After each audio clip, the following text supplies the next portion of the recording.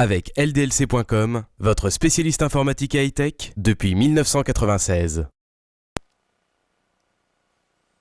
Bienvenue sur Cocotte TV, aujourd'hui déballage d'alimentation avec la AX850 de Corsair, un bloc 80 Gold. De toute façon, vous l'avez remarqué, en ce moment on est plutôt dans le Gold au niveau de toutes les marques, avec Cougar, NZXT, Cooler Master, Unkei et compagnie. Tout le monde sort sa petite alimentation Gold. Alors là, ce coup-ci, c'est le modèle de chez Corsair. C'est la première fois qu'on a une Elim Corsair à la ferme. Et on va déballer tout ça devant vos yeux. Alors on va d'abord ouvrir la boîte qui est plutôt très imposante pour une alimentation.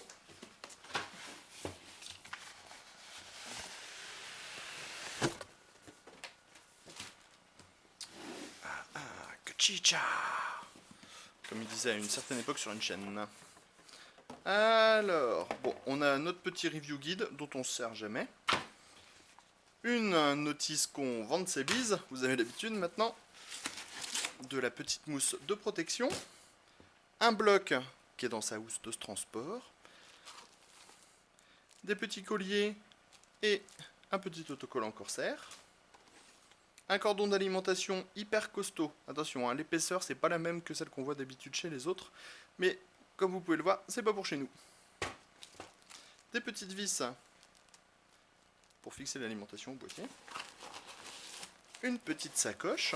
Comme toujours sur les alimentations Gold, on a très souvent des sacoches sur les alimentations haut de gamme.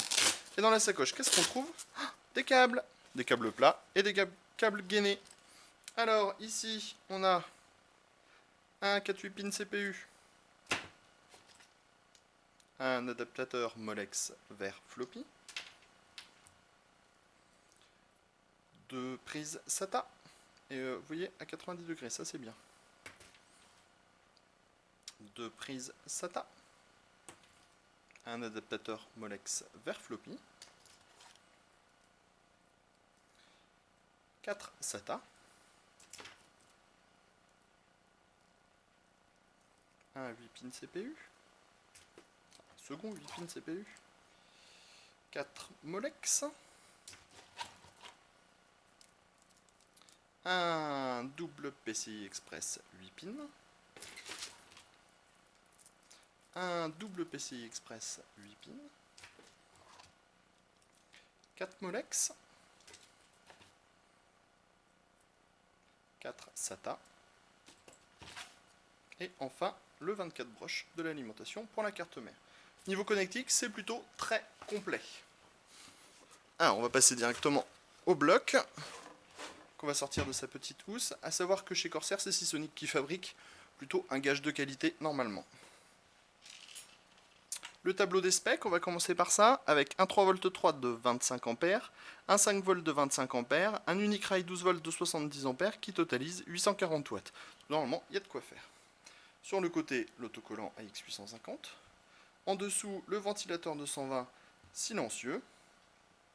Ici, encore le AX850. Et enfin, à l'arrière, toute la connectique pour les câbles modulaires. Le test très prochainement avec la ALE 90 de NZXT. A bientôt!